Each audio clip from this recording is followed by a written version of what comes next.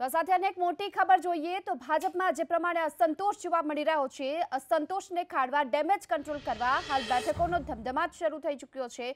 ઓમ માથુર કાર્યકારી નિવાસસ્થાને સતત નારાજ કાર્યકર્તાઓને સાંભળી રહ્યા છે, તેમની વાત સાંભળી રહ્યા છે। જો કે પાર્ટીમાં કોઈ નારાજગી ન હોવાનો દાવો ઓમ માથુર તરફથી કરવામાં આવ્યો છે। તો સુરેન્દ્રનગરથી ટિકિટ ન મળતા દેવજી ફતેપરા પાર્ટીથી નારાજ છે।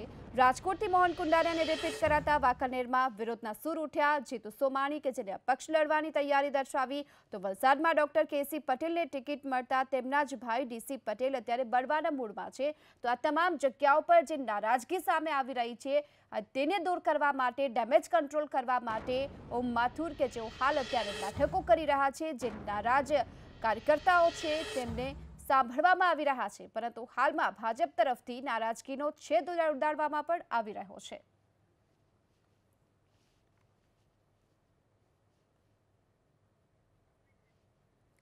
તો ભાજપમાં અસંતોષ જે જોવા મળી રહ્યો છે તેને ખાળવા માટે અત્યારે બેઠકોનો ધમધમાટ શરૂ થઈ ચૂક્યો છે।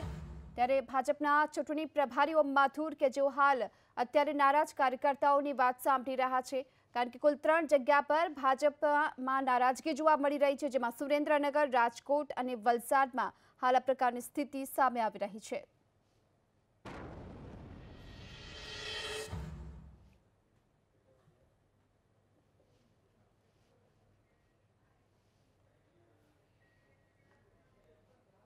भारतीय जनता पार्टी संगठन की पार्टी है, कोई पेच नहीं फंसता है।